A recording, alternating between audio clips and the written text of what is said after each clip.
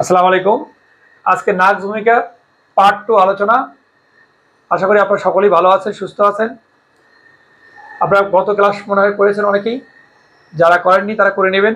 নাক ভূমিকা পার্ট 1 আগে করে নেবেন, তাছাড়া আপনার বুঝতে সমস্যা হবে, কারণ একটার সাথে একটা জড়িত। এদের পার্ট 1 শেষ করবেন, আজকে পার্ট 2 হয়তো পার্ট 3 পর্যন্ত হয়ে যাবে, কারণ ওষুধটা অনেক বিস্তারিত এবং খুব সুন্দরভাবে আমরা চাই যে নাক ভূমিকা নিয়ে আর কোনোদিন আমাদের সমস্যা না থাকে। এই নাক ভূমিকা যদি অল্প মাত্রা সেবন করা যায়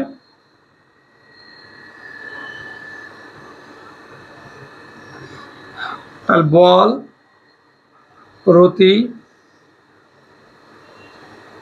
বল শক্তি, রতি শক্তি, ক্ষুধা বৃদ্ধি পাবে। আর বেশি মাত্রায় অধিক মাত্রায় ক্ষতিকর, এটা আর লেখার দরকার নাই। বেশি মাত্রায় বা অধিক মাত্রায় ক্ষতিকর তুমি লিখেই দিই। বেশি মাত্রা বা দীর্ঘদিন সেবন ক্ষতিকর বা মারাত্মক ক্ষতিকর। মারাত্মক ক্ষতিকর, এর থেকেও অনেক জটিল জটিল রোগের সৃষ্টি হতে পারে, কোনো রোগের সীমা রেখা নাই, এমনকি ক্যান্সার পর্যন্ত হতে পারে। অতএব খুবই গুরুত্বপূর্ণ, মাথায় রাখবেন, ঠিক আছে? তাহলে মোটামুটি অল্প মাত্রা সেবন করা যায়, তাহলে ক্ষুধা শক্তি, রতি শক্তি বৃদ্ধি পাবে, বল শক্তি বৃদ্ধি পাবে। আর যদি বেশি মাত্রা সেবন করা যায় তাহলে ক্ষতিকর, মারাত্মক ক্ষতিকর, মারাত্মক ক্ষতিকর। হ্যাঁ, অতএব খেয়াল রাখবেন এইটুকু। চলো আমাদের মোটামুটি রোগের কারণগুলো আজকে লিখে ফেলি, যে কি কি রোগ হতে পারে, রোগের কারণ কি আমরা এটা এখন দেখবো। যে রোগের কারণ কি কি কারণে নাক রোগগুলো সৃষ্টি হতে, রোগের কারণ আমরা মোটামুটি একটু জেনে নেব, যে কি কি কারণে রোগগুলো সৃষ্টি হতে পারে। ঠিক আছে, এই রোগের কারণগুলো খুবই গুরুত্বপূর্ণ। মানে এই রোগগুলো যারা বিশেষ করে অতিরিক্ত মাত্রায়, এই অতিরিক্ত কথাটা আপনার খেয়াল রাখবেন, অতিরিক্ত মাত্রা ধরেন মশলাযুক্ত খাদ্য,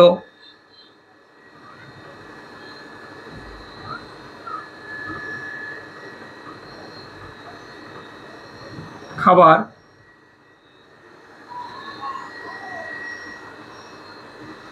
মশলাযুক্ত খাবার, সহবাস, মানে অতিরিক্ত সহবাস, হস্তমৈথুন, মৈথুন, চা, নেশা জাতীয়, তাহলে অতিরিক্ত মাত্রা আমরা এখানে যোগ করে নেবো কি অতিরিক্ত মাত্রা। এই কথাটা খেয়াল রাখবো যে অতিরিক্ত মাত্রা। হ্যাঁ, রাত জাগা, সবগুলো অতিরিক্ত। হ্যাঁ, তাহলে অতিরিক্ত মাত্রায় মশলাযুক্ত খাবার বা তৈলাক্ত, লিখে নেন তৈলাক্ত,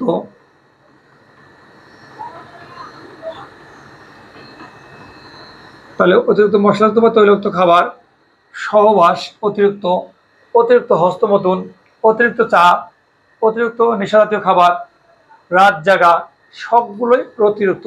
এই অতিরিক্ত কথাটা আপনার আবার একটা নিয়ে নিই, মানসিক পরিশ্রম,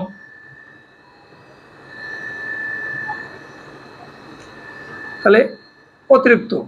হ্যাঁ, তা আমাদের এই অতিরিক্ত কথাটা আমরা সবগুলো যা লাগাই, তাহলে অতিরিক্ত মাত্রা আমরা সব জাত লাগাতে, মশলাযুক্ত, তৈলাক্ত, সহবাস, হস্তমৈথুন, চা, নেশাজাতীয়, রাত জাগা, মানসিক পরিশ্রম, সবগুলোই কি অতিরিক্ত।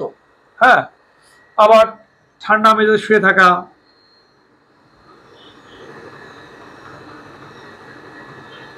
শুয়ে থাকা, আরো তো অতিরিক্ত আছে।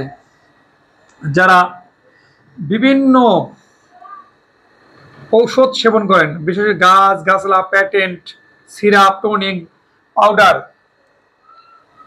বিভিন্ন ওষুধ সেবন, এখন ভাঙিয়ে লিখলাম না।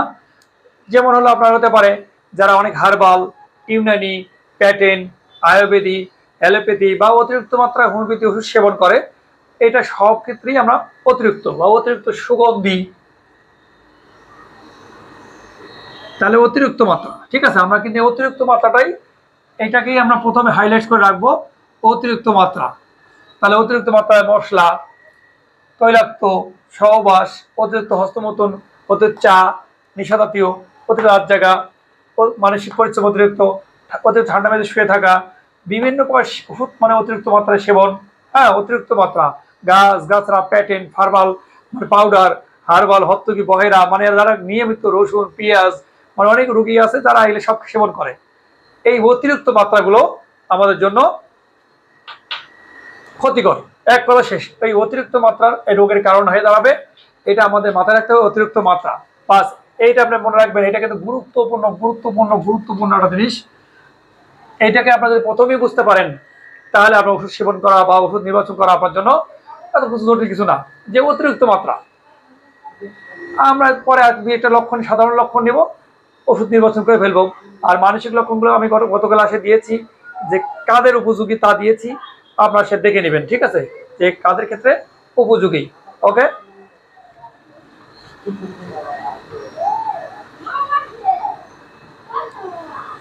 তাহলে অতিরিক্ত মাত্রাটা আমরা এটা রোগের কারণ, এটা আপনারা দেখে নেবেন, বাস ক্লিয়ার। এখন আমরা চরিত্রগত লক্ষণ নেব। চরিত্রগত লক্ষণগুলো কি, আমরা একটু চরিত্রগত লক্ষণগুলো একটু শিখে নেব, কারণ এগুলো আমাদের খুবই গুরুত্বপূর্ণ নয়, তবে আমাদের লাগবে। কারণ আমরা কিন্তু রোগের কারণ বার করতে পারলে আর কিছুই লাগবে না। রোগের কারণটা কি যদি বার করতে পারি তাহলে আর কিছুই লাগবে না।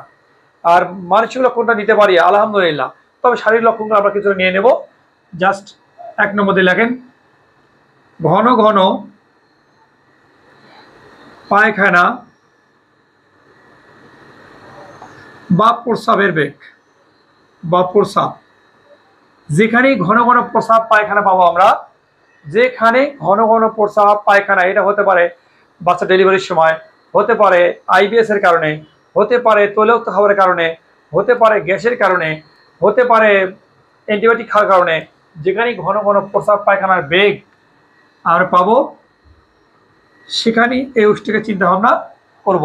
এই ঘন ঘন প্রস্রাব পায়খানার বেগ যে কোনো রোগের সহিত হতে পারে, আমাশার সহিত হতে পারে, প্রস্রাব মানে আমাশার জন্য হতে পারে, ডেলিভারির সময় হতে পারে, গ্যাস্ট্রিকের কারণে হতে পারে, অতিরিক্ত খাবার কারণে হতে পারে।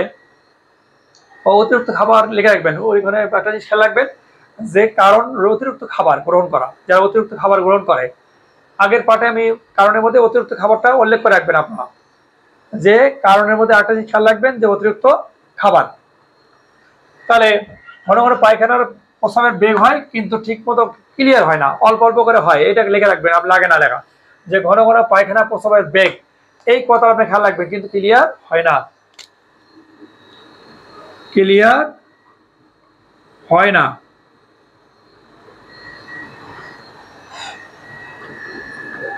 যদি প্রস্রাবের ক্ষেত্রে যাই, আমরা যদি পায়খানার ক্ষেত্রে যাই, ঘন ঘন পায়খানা বেগ হয়, মলদ্বারের জ্বালা,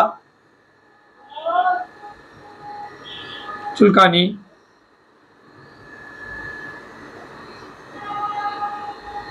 বা আমাশা,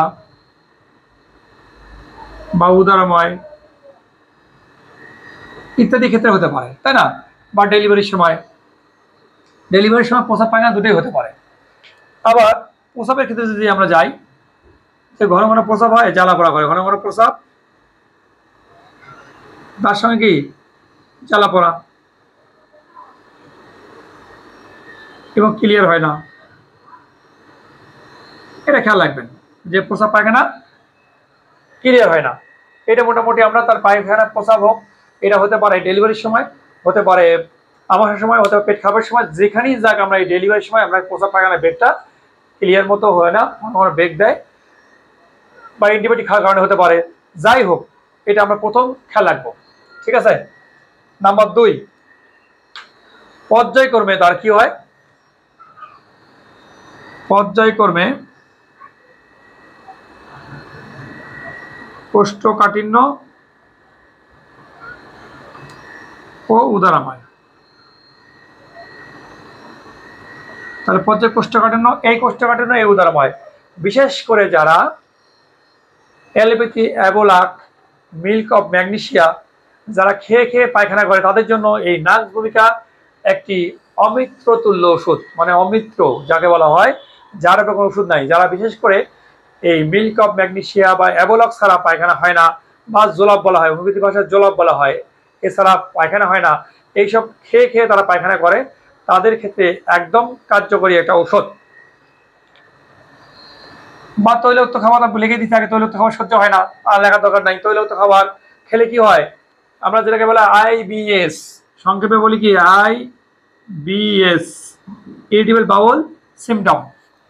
যাদের বিশেষ করে কি হয়, একটি হোটেলে যাদের তৈলাক্ত খাবার খায় বা একটু মশলাযুক্ত খাবার খায়, খেলে কি হয়, পেটে প্রচুর গ্যাস হয়, পাতলা পায়খানা হয়ে যায়, ডায়রিয়ার মতো হয়ে যায়।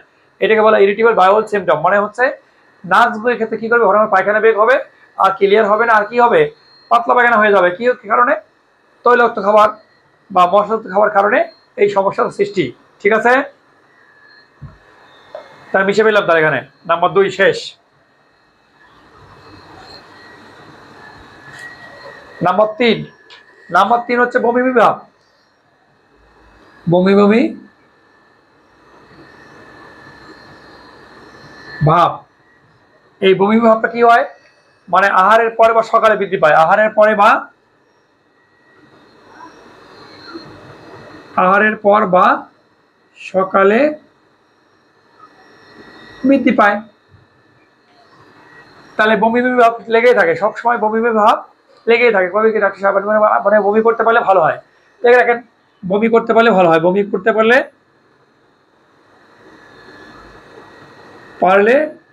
ভালো হয়। যদি পুরুষের ক্ষেত্রে হয় নাক ভূমিকা, আর মহিলাদের ক্ষেত্রে বমি করতে পারলে ভালো হয় পালসেটিলা। ঠিক আছে, পুরুষদের বমি করতে পারলে ভালো লাগে নাক ভূমিকা, আর মহিলাদের ক্ষেত্রে বমি করতে পারলে ভালো লাগে কি পালসেটিলা। এইভাবে মোটামুটি ওষুধগুলোকে নির্বাচন করতে হবে। যে আবার একটা লেখেন, আহারের 2 ঘন্টা পরে কি হয়, পেট ব্যথা করে, পেটে চাপ ব্যথা করে, চাপা দেয়, এবং হচ্ছে কাপড় একটু লুজ করে দিলে ভালো লাগে। এই সকল লক্ষণগুলো খেয়াল রাখবেন। যে বমি ভাব এবং টক ঢেকুর ওঠে, টক বা তিতা ঢেকুর ওঠে, টক বা তিতা ঢেকুর বা স্বাদ, টক বা ঢেকুর স্বাদ, খাওয়ার পর ঢেকুর ওঠা।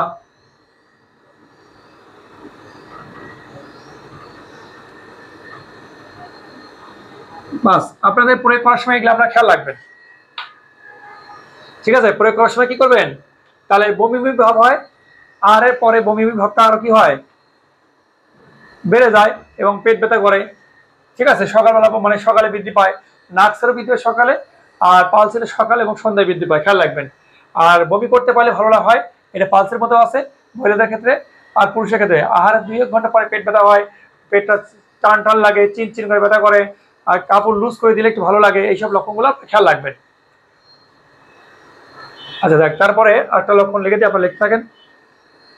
সকল অবস্থায়, আমরা ভেরি ইম্পর্টেন্ট দেবো, সকল অবস্থায় ঘন ঘন পায়খানার বেগ।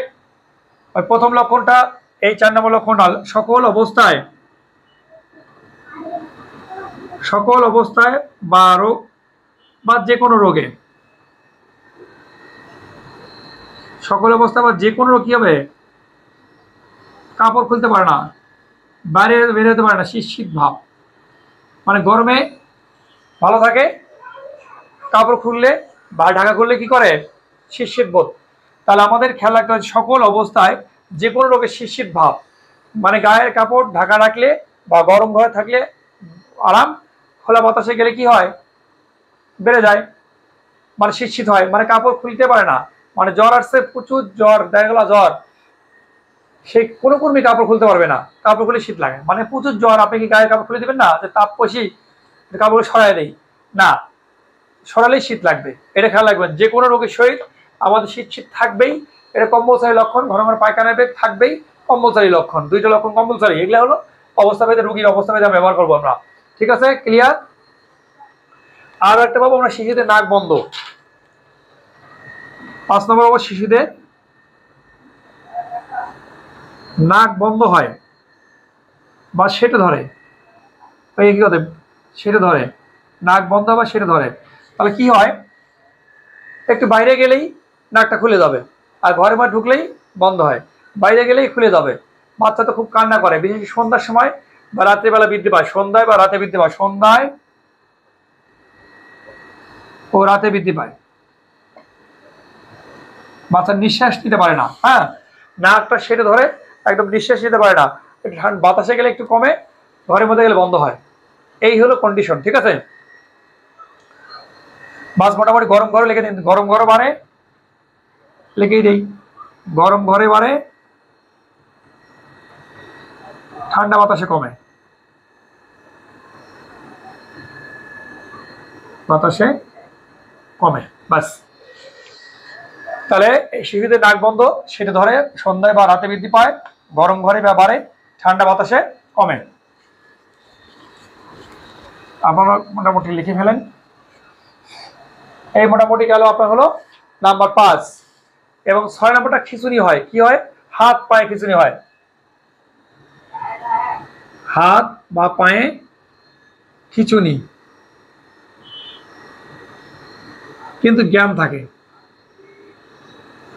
খুবই সুন্দর ব্যাপার একটা, মানে খিঁচুনি হয়, হাত পায়ে খিঁচুনি হয়, কিন্তু তার জ্ঞান থাকে। এটা অথচ কত সুন্দর ব্যাপার। এটা কেন হয়? রাগ, আবেগ, নড়াচড়ায় বা যে কোনো কষ্টে, যে কোনো কষ্ট পেলে কি হয়, তার এই খিঁচুনিটা বেড়ে যায়। রাগ, আবেগ, এগুলো তার হলো বৃদ্ধি হয়। হ্যাঁ, নড়াচড়া করলে, আবেগ বলতে কি, তার মনের মধ্যে কষ্ট, চাপা কষ্ট, বা রাগ করছে কোনো কারণে, রাগ করলে তার খিঁচুনি উঠে যাবে, হাত পা খিঁচে আসবে, কিন্তু জ্ঞান থাকবে, অথচ জ্ঞান থাকে। এটা আপনার খেয়াল রাখতে হবে, ঠিক আছে। মোটামুটি হলো হাত পায়ে খিঁচুনি গেল। নাম্বার 6, 7। এখন আমরা আসি ঋতুস্রাব। সময়ের আগে প্রচুর পরিমাণে হয় মহিলাদের ঋতুস্রাব। নাক ঝুমে যে ঋতুস্রাবের কাজ করে এটা অনেকে জানে না। যে ঋতুস্রাব সময়ের আগে দেখা দেয়, সময়ের আগে দেখা দেয়। আর কি হয়? প্রচুর পরিমাণে হয়, প্রচুর পরিমাণে, প্রচুর পরিমাণে হয়, এবং অনিয়মিত, অনিয়মিত, বাস। তাহলে আমাদের মোটামুটি ঋতুস্রাব সময়ের আগে দেখা দেয়। এই ঋতুস্রাবের আগে এবং পরে, এই ঋতুস্রাবের আগে ও পরে কি হয়? শরীর অত্যধিক দুর্বল হয়ে যায়, শরীর খুবই দুর্বল হয়, চলাফেরা করতে পারে না, হাঁটতে পারে না, মানে অসুস্থ হয়ে যায়। মাসিকের আগে, ঋতুস্রাব সময়ের আগে এবং দেখা দেয়, প্রচুর পরিমাণে দেখা দেয় অনিয়মিত। আগে এবং পরে কি হয়? শরীর খুব দুর্বল হয়ে যায়, মানে হাঁটা চলা পর্যন্ত করতে পারে না, এত দুর্বল হয়ে যায়। আর একটা জিনিস খেয়াল করবো, দুর্গন্ধযুক্ত শ্বেত দেখা যাবে, দুর্গন্ধযুক্ত শ্বেত পদর বা সাদা স্রাব, যারা যাচ্ছেন, দুর্গন্ধ শ্বেত পদ দেখা দেয়,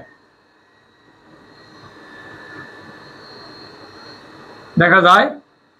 কাপড়ে হলদে দাগ লাগে, কাপড়ে হলদে দাগ পরে, বাস।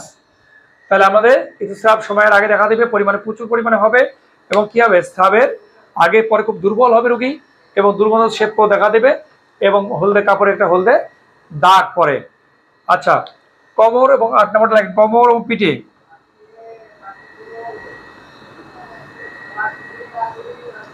যারা বুঝবেন না তারা অবশ্যই কমেন্ট করে দিবেন। আর চ্যানেলটা যদি আপনাদের ভালো লাগে, ক্লাসগুলো অবশ্যই সাবস্ক্রাইব করে রাখবেন, আমাদের কাজে লাগবে। তাই কোমর ব্যথা কেন হয় এটা বুঝতে হবে আগে, কারণ কিন্তু খুঁজতে হবে কারণ। কেন?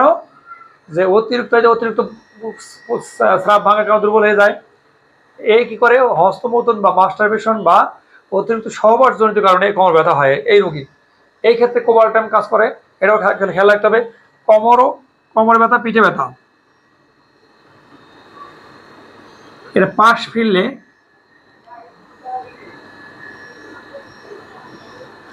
কি হয়? বৃদ্ধি পায়। যদি উঠতে যায় তাহলে উঠবে, শোয়াতে উঠবে, উঠে আগে বসতে হবে, তারপর সে পাশ ফিরতে পারবে। এটা সীমা বৃদ্ধি, যে উঠে বসতে হয় আগে, তারপর পাশ ফিরতে পারে। এটা আপনার হলো খেয়াল রাখবেন, ঠিক আছে? তাহলে ঋতুস্রাব সময়ের আগে পরে দেখা যায়, প্রচুর পরিমাণে হয়, অনিয়মিত হয়, আগে পরে শরীর খুব দুর্বল হয়ে যায়, খুব ক্লান্ত, অসুস্থ হয়ে যায়, এটা খেয়াল রাখবেন। এবং দুর্গন্ধযুক্ত শ্বেতপদ দেখা দেয় এবং কাপড়ে হলদে দাগ লাগে, এটা খুবই গুরুত্বপূর্ণ মহিলাদের ক্ষেত্রে। কোমর ও পিঠে ব্যথা, এটা পুরুষ মহিলা উভয়েরই হতে পারে। এবং কি হয়, এবং পাশ ফিরলে বৃদ্ধি পায় বা নড়াচড়া করলেই বৃদ্ধি পায়, এবং পাশ ফিরলে বৃদ্ধি পায়। আর কি করে, উঠে বসতে হয়, বসার পর পাশ ফিরতে হয়, এইরকম কন্ডিশন দেখা দেয়। নাম্বার 8 শেষ। নাম্বার 9। আচ্ছা, 9 নম্বরটা আমরা কি করব? 9 নম্বরটা আমরা দেখবো যে ভয়ঙ্কর প্রসব বেদনা। ভয়ঙ্কর কেমন? ভয়ঙ্কর প্রসব মানে বাচ্চা প্রসব করে যখন, সেই প্রসব বেদনা। ভয়ঙ্কর প্রসব বেদনা, ভয়ঙ্কর প্রসব বেদনা। আক্ষেপ মানে খিঁচুনি, মানে এমন খিঁচুনি বোধ হতে পারে, খিঁচুনি, খিঁচুনি বা আক্ষেপ, ঠিক আছে? খিঁচুনি বা আক্ষেপ, ভয়ঙ্কর মানে প্রসব বেদনা, খিঁচুনিকে আক্ষেপ মানে দেখা দিতে পারে। কেন? এর সঙ্গে কিন্তু খেয়াল রাখতে হবে। আমি কিন্তু একটা কথা বলছি যে এই প্রসব বেদনার সঙ্গে কি উঠবে? ঘন ঘন প্রস্রাব পায়খানার বেগ উঠবে, ঘন ঘন প্রস্রাব পায়খানার বেগ উঠবে। সেই সঙ্গে কি হবে, এই ব্যথাটা মানে পিঠে পর্যন্ত বেদনা বেশি হবে, মানে বেগ এবং পিঠে পিঠে প্রচুর ব্যথা হবে, তাহলে ব্যথা হবে। তাহলে ভয়ঙ্কর প্রস্রাব বেদনা উঠবে বা খিঁচুনি বা আক্ষেপ হতে পারে। তার সঙ্গে ঘন ঘন প্রস্রাব পায়খানার বেগ দেখা দিবে, এটা খেয়াল রাখবেন সবসময় যেন। ঘন ঘন প্রস্রাব পায়খানার বেগ এবং শীত বোধ, ঘন ঘন প্রস্রাব পায়খানার বেগ ও শীত বোধ এর মধ্যে পাওয়া যাবে। এবং পিঠে প্রচুর ব্যথা করবে, মানে প্রসব বেদনা পিঠে ব্যথা করবে। এই প্রসব বেদনা হবে কি, পিঠে দেয় বেদনা করবে, এটা একটা গুরুত্বপূর্ণ লক্ষণ। এই মোটামুটি গেল 9 নম্বর। নাম্বার 10। 10 নম্বর হচ্ছে ছোট ছোট বাচ্চাদের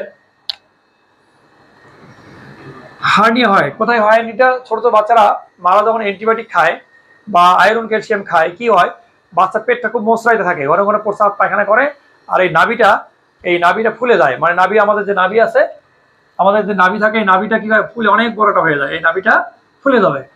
তাহলে আপনি লেখেন যে হার্নিয়া। হার্নিয়া কোথায়? নাভির গোড়ায়, নাভির গোড়ায়। এক কথা শেষ। কি করবেন? ঘন ঘন পায়খানা প্রস্রাবের বেগ থাকবেই।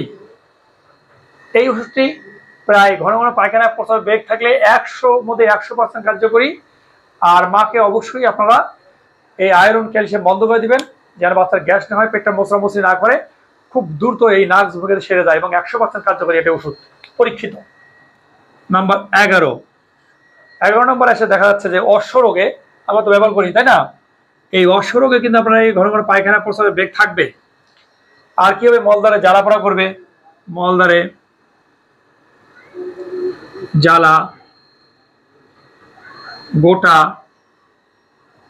ব্যথা, চুলকানি। এই চুলকানিতে কিসে আরাম পায়? ঠান্ডা পানিতে আরাম পায়। রোগের কারণ কি?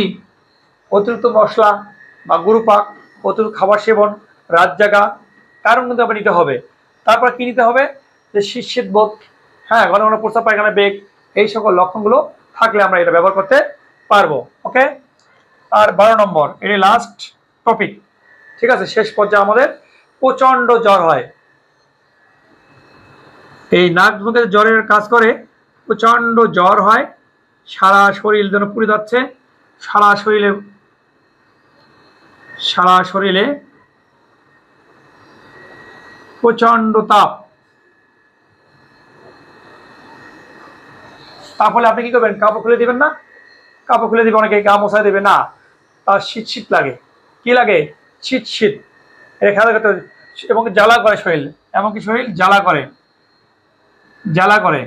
ইকোনাইটের মতো কি করে? ইকোনাইটের মতো জ্বালা, জ্বালাকার মতো, ইকোনাইটের মতো জ্বালা হবে, ইকোনাইটের মতো, কিন্তু অস্থিরতা নাই, অত অস্থির থাকবে না, মুখ লাল হয়ে যায়, মুখ ও চোখ লাল হলে আমরা কি করবো? বেলেটন ব্যবহার করবো। মুখ চোখ কি হয়? লাল হয়ে যায়। চোখ না, মুখটা লাল হয় আর কি। মুখ লাল হয় ও গরম। তাহলে মুখ লাল হয় গরম কার মতো? বেলেটনের মতো। এটা আমরা খেয়াল রাখবো, ঠিক আছে। কিন্তু ঘন ঘন এই যে মানে কি হয়, কাপড় খুললেই তার শীত লাগে। কাপড় দিয়ে ঢেকে রাখতে হবে, যত তাপই থাক কাপড় খুললে শীত বোধ, এটা খেয়াল রাখতে হবে। নড়াচড়া করলে, নড়াচড়া এবং কাপড় খুললে, নড়াচড়া লিখে দিই, নড়াচড়া বা কাপড় খুললে কি হয়? শীতবোধ। নড়াচড়া বা কাপড় খুললে শীতবোধ।